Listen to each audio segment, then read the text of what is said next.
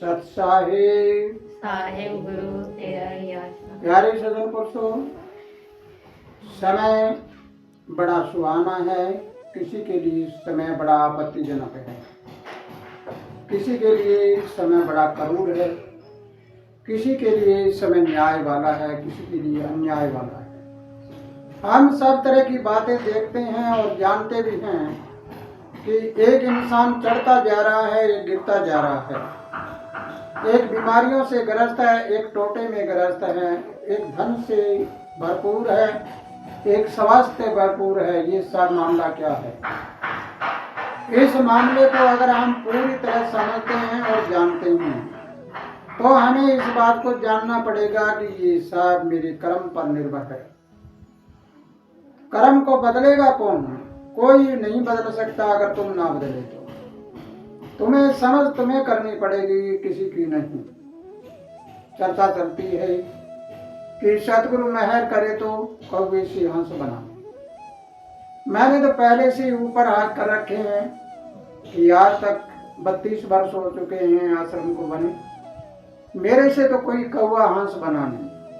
कौवा तो कौवा रहता है, और कोई कौवों में हंस बैठा है उसको कह देता हूं कि तुम इनके लायक नहीं, तुम इधर आ जाओ, तो वो मेरे पास आकर जम जाता है, लेकिन उसके साथी लोग हैं वो पिछड़ जाते हैं। अब मामला ये भी समझ नहीं आता किसी को कि घर में एक आदमी है, वो अपनी गुरु लाइन में पक्का रहता है और बाकी लोग विचलित हो जाते हैं। कुछ लोग कहते हैं कि हम वहां पर जा रहे हैं, हमारे साथ ऐसा क्यों हुआ, लेकिन ये कोई नहीं जानता। कर्म अपने अपने होते हैं, सबके अपने अपने कर्म है। जैसा जिसने खोदा उसने वैसा पाया, जैसी करनी वैसी भरनी और तैसी ही पार उतरनी। अगर हम इन सारी बातों को पूरी तरह से समझते और जानते हैं तो आइए, पीछे आपको बताया था शनि के बारे में। शनि हमारे शरीर में चुस्ती और सुस्ती होती है। अब इसके साथ साथ जो हमारे अन्य ग्रह हैं, जिनके बारे में हमारे घर में नाते रिश्ते बताए, वो कितने कितने समय तक घर में रहते हैं, जांच करके देखना। ये है सूर्य, बुध और शुक्र, ये 3 ग्रह। यानी शुक्र घर में पत्नी होती है, बुध मामा और सूर्य पिता। शरीर में सूर्य आत्मा, बुध हमारी बोधनीय शक्ति और शुक्र हमारे शुक्रता का धन शरीर का। ये तीनों ग्रह हमारे शरीर में एक एक महीने रहते हैं। आप इसकी जांच करके देखना कि जिसका जैसा समय आता है उस समय में जैसी भी प्रवृत्ति हो वो बदल जाती है, जैसा भी उसका रूप हो वो बदल जाता है। एक महीना आपके लिए ऐसा आता है, बहुत अच्छा आता है। एक महीना ऐसा आता है जो आपके लिए बड़ा करूर आता है।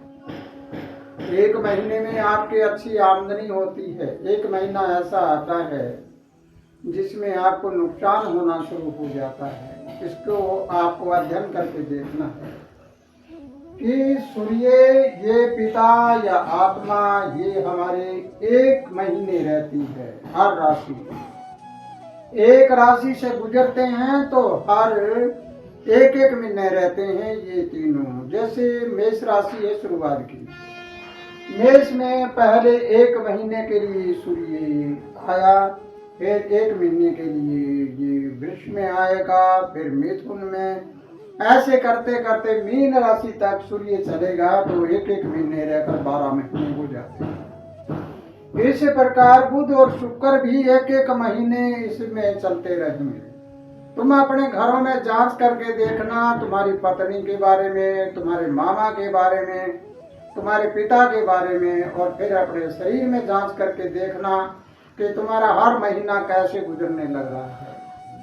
चलिए उसके बाद उससे अगले चरण में चलिए। चंद्रमा, चांद, मन, ये 2.25 दिन रहता है एक राशि। जरा इसको तो बड़े गौर से समझना पड़ेगा आपको कि 2 दिन हुए, 2.25 दिन हुए, यानी 2 दिन और 6 घंटे हुए।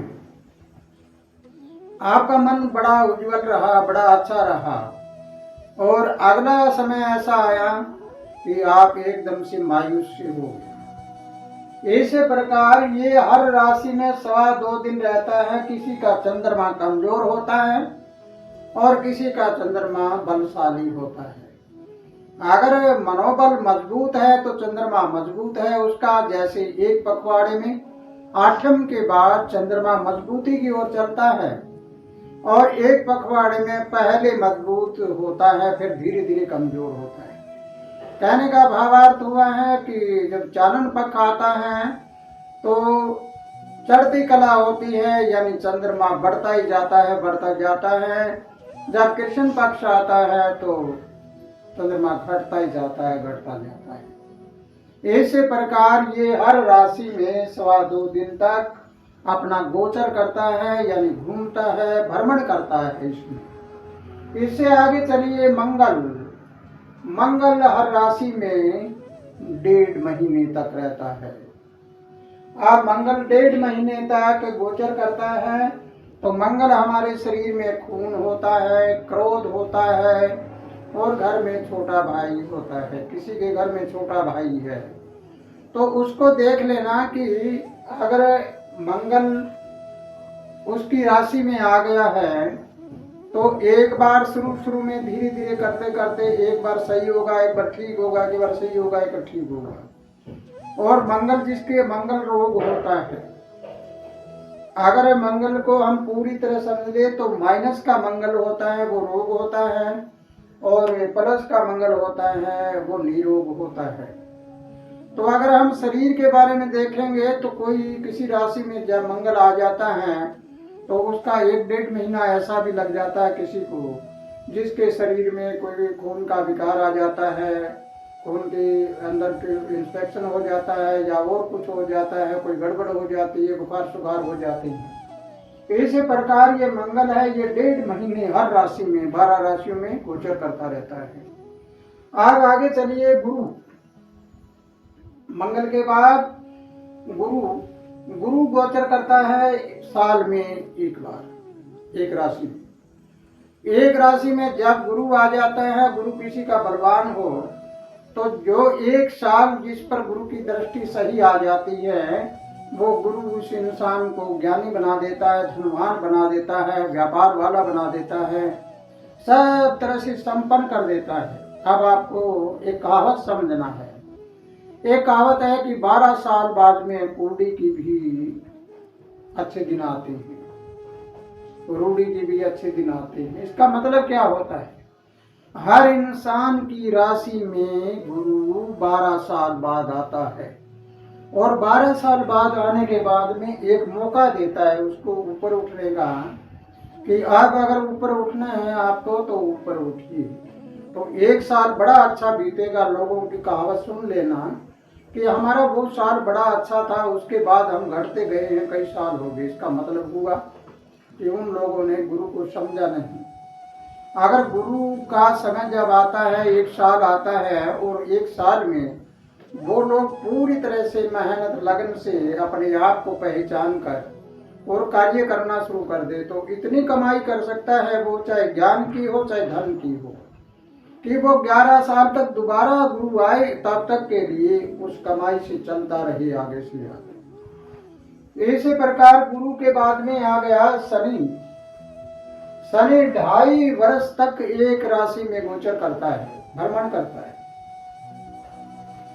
इसका मतलब है कि 30 साल बाद में किसी राशि में गुरु शनि आता है और गुरु आता है 12 साल बाद में और ये आता है 30 साल बाद में।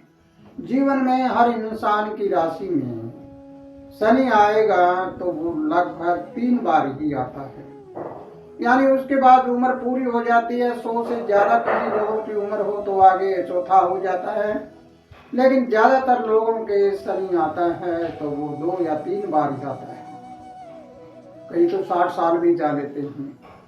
तो इस प्रकार ये शनि 2.5 साल तक गोचर करता है और ये कहीं पे 60 सती लगाता है, यानी 7.5 साल की अपनी दृष्टि डालता है और कभी 2.5 साल की डालता है, जिसका ढैया कहते हैं। और इन दशाओं के बारे में ये और सोचना है आपका कि ये दशा चढ़ते वक्त थोड़ा तंग करती है और उतरते वक्त तंग करती है, बीच में ये कल्याणकारी होती है। इन दोनों दशाओं को आपको पूरा समझना है। उसके बाद 2 ग्रह हैं, राहु और केतु। लेकिन ये शनि हमारे घर में कौन होता है? ये नौकर होता है। कई बार आपने देखा है कि हमारा कोई नौकर हो, सेवादार हो, उसकी बुद्धि खराब हो जाती और वो चोरी कर लेता है या और कुछ कर लेता है, कई जगह पर वो हत्याएं भी कर देता है। ऐसी ऐसी कहानी होती हैं, उसके बारे में समझना है कि उनके ऊपर शनि की दृष्टि थी कोई, तब घर में ऐसा हुआ। तो हर इंसान को ये समझना होगा और जानना होगा कि अगर हमारे ऊपर शनि की ढैया हो या हमारे ऊपर कोई साढ़ सती हो, जिसमें भाई भाई का बैर हो जाए और आपस में तनाव रहता हो, घर में दीवारों निकलने की कगार पे आ जाए, व्यापार बंद हो जाए, चलते चलते हानि हो जाए, जो मित्र है वो भी पराये हो जाए, ऐसी स्थिति जब आ जाती है तो आपको समझ लेना है कि आप नौकर पर भरोसा नहीं करना। नौकर का भरोसा भी आप तुम्हारे लिए खतरे से खाली नहीं है। इसी प्रकार आगे चल के राहु और केतु ये दोनों दादा और नाना होता है। राहु होता है दादा और केतु होता है नाना। ये तुम्हारे घर में तुम्हारे इसमें गोचर करते हैं 1.5 वर्ष तक। 1.5 वर्ष राहु रहता है और 1.5 वर्ष तक केतु रहता है। इसका मतलब इनकी दृष्टि शुभ या अशुभ, राहु की दृष्टि अगर शुभ हुई आप पर तो राहु 1.5 वर्ष में इतना अच्छा व्यापार वगैरह चला देगा आपका कि आपको इतना डे बना देगा। और अगर इसकी दृष्टि आपके ऊपर उल्टी हुई तो ये आपको बदनामी वाला काम करा देगा, नुकसान करवा देगा और आपके पैर में ऐसा लगेगा कि आपको टिकने नहीं देगा, कहीं भी तुम्हारे चारों तरफ भागा दौड़ मचाए रखेगा, ऐसा रखेगा। तो इस प्रकार हमें इस राहु केतु इनको भी समझना है, लेकिन तुम उसके चक्कर में मत पड़ना ब्रह्मांड वाले के, तुम अपने शरीर वाले चक्कर में पड़ना, अपने घर के नाते रिश्ते हैं उनके चक्कर में रहना, उनके बारे में जांच करके देखना कि ये बात हकीकत है या नहीं। अगर ये बातें हकीकत नजर आती है तो आप अपनाइए और अपनाने के बाद तुम बदलो, सब कुछ बदल जाएगा। तुम ना बदले तो कोई नहीं बदलेगा। ये ग्रह नक्षत्र सब होते तो हैं, लेकिन ये तुम्हारी सोच के साथ जुड़े हुए होते हैं, तुम्हारे कर्म के साथ जुड़े होते हैं। इसलिए तुम अपने कर्म को बदल डालो, कर्म बदले और सब कुछ अच्छा हुआ, और कर्म ना बदले तो कुछ बनने वाला नहीं है। तो इसी के साथ प्यारे सज्जन पुरुषों, खुशहाल रहो, आनंद करते रहो। वीडियो को लाइक करना मत भूलना और आगे शेयर भी कर देना और अपने विचारधारा को कमेंट बॉक्स में भी जरूर लिखिए।